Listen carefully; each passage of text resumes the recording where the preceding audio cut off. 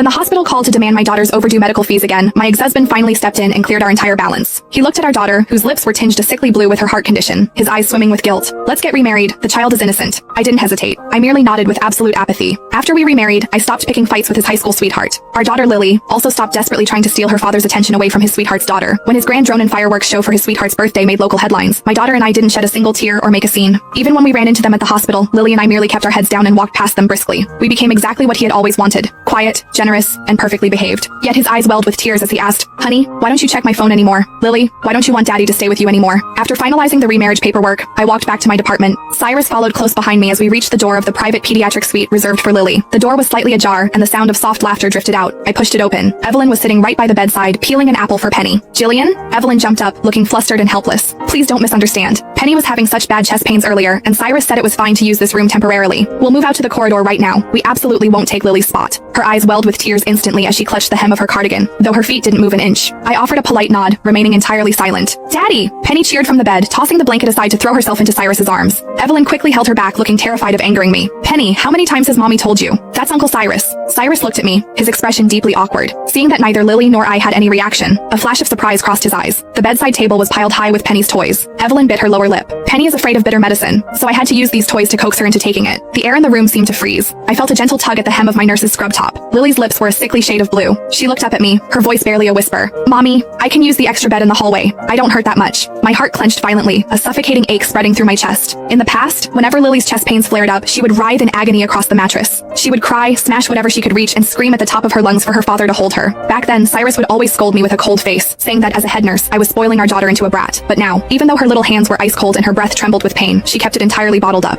She had finally realized, only children who are loved have the luxury of showing weakness when they are sick. Cyrus frowned. Evelyn hurriedly started packing up their things. "Jillian, please don't be angry with Cyrus. We're leaving right now." She held Penny, trembling as though I were some kind of heartless monster. In the past, I would have been shaking with rage at her manipulative, fragile act, turning on Cyrus in an explosive argument. But today, I just stood there quietly, my eyelids barely fluttering. Cyrus spoke up suddenly. "Evelyn, pack your things and take Penny out. Lily's heart can't handle any noise." Evelyn froze, her tears spilling over. Penny began to sob loudly. "Daddy, I feel sick. I want Daddy to stay with me." Cyrus hesitated, looking at Penny with pity, then glanced at me. I curled my lips into a faint, empty smile. "Since you care so much about Penny, Mr. Porter, it's only right that you go keep her company." He froze, clearly not expecting me to say that. He opened his mouth but found no words. Finally he muttered, "I'll be back later," and yellowed under the weight of his guilt, quickly leaving with the mother and daughter. The room finally fell silent. I expertly helped Lily change into her hospital gown and hooked her up to the monitors. A short while later, my phone screen lit up. It was a message from Evelyn. "Jillian, I'm so sorry. Penny had another heart spasm just now, and she wouldn't cooperate with the doctors unless Cyrus held her hand. He might not be able to make it back tonight." Attached was a video. In the video, Penny was sweetly holding Cyrus's hand,